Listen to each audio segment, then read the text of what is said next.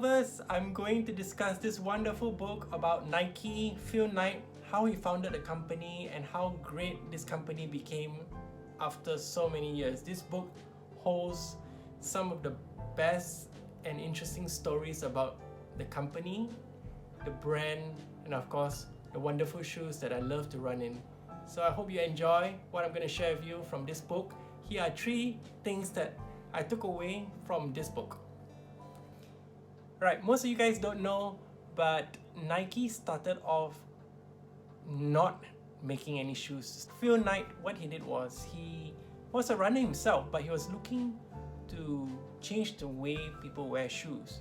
I mean, he's got his partner, Bowman, who wants to make the best shoe for athletes. The idea here is that if the shoe is light, the athlete can run faster and they can conserve more energy. So he believed that the shoe is an important factor for athletes. Well, at that time, when Phil Knight was thinking of an idea for his company, running wasn't the norm. If someone were to be running by the side of the road in US, they will be shunned upon, they will be laughed at. I mean, who goes running around casually or taking it as like a casual sport for exercise? No one did it at the time. But Phil Knight and Bowman was really looking into the possibility of creating a running shoe that can help people run faster. So they didn't have a shoe, and Phil, through his adventures, suddenly just thought, okay, let me just drop by Japan and see what I can do there and explore the possibility of getting a shoe company to help them make shoes.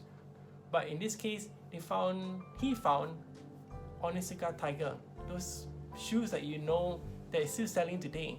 They were making track shoes, running shoes that Phil Knight proposed to them to be sold in US.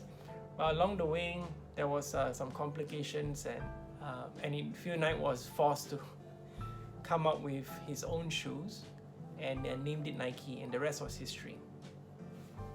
The second takeaway from the book is pretty humbling. There were so many instances where Nike wouldn't have succeeded.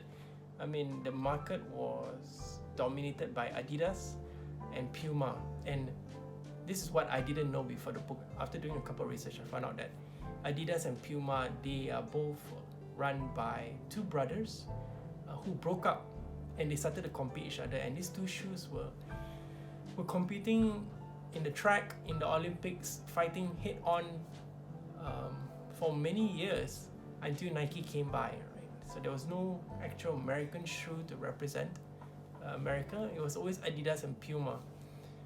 So coming back to the journey of Nike, well, they faced so many problems, quality issues, not enough money, the cash flow wasn't there, they were growing too fast, competitors were coming in on them, and it was just a lot of struggles along the way. I could really see and I really appreciate how the brand was formed over time without losing its identity, which is a company for runners and athletes. So as the book suggested, as Phil suggested, that their goal was, and their inspirations were always about making the best shoes for athletes, and all of their athletes that they have sponsored over time were really their inspiration and their bedrock foundation for what Nike is today. So that's pretty cool.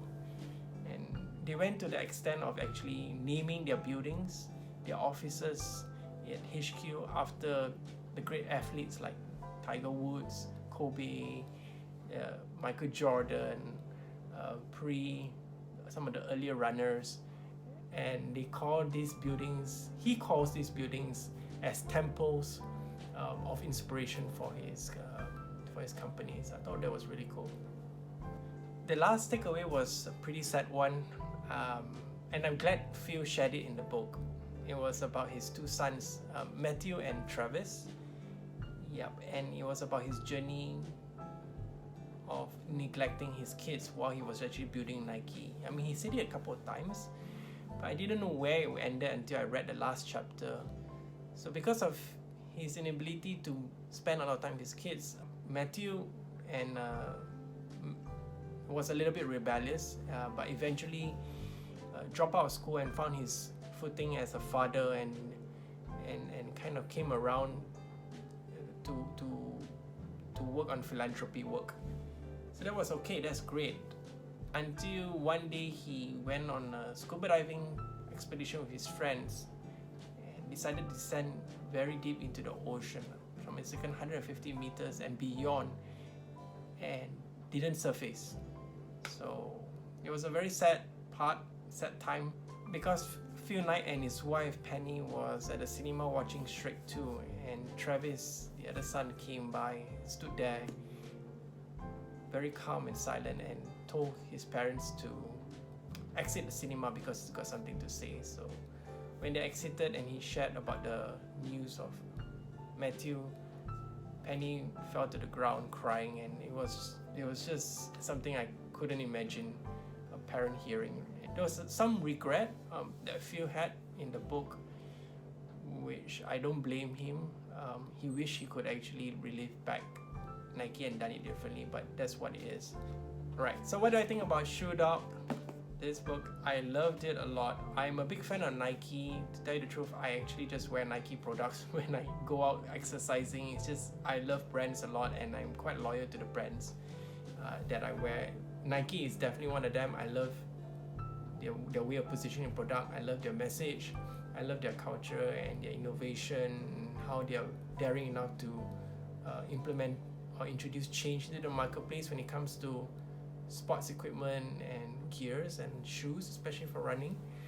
So this book is very special. It gets to open up my mind about how a brand is formed over time and the struggles a brand goes through. And it also tells you a lot about the history of Nike, and all the way back to when they weren't even making shoes. They were actually just the founder was actually just importing Onitsuka Tigers. It was just a series of changes that they had to go through to form Nike, and the people that played along the way. So that was pretty cool. There were a lot of characters in that. Too many for me to share here. Too much information from the book that I couldn't share in this very short video. So in terms of keeper rating, I would definitely keep this book in my shelf for future references. I'll give it a 4. I love it so much. I would definitely read it again. And it's just because I love Nike a lot. I love the brand a lot. So I hope you like this video. If you do, please like it or subscribe to my channel. I'll be talking a lot about books in the future. I'm hoping to come up with some videos of me interviewing some authors to get their insights on why they wrote their books. That will be for my future roadmap for this channel. Keep on reading. I hope you like this video again. I'll see you soon.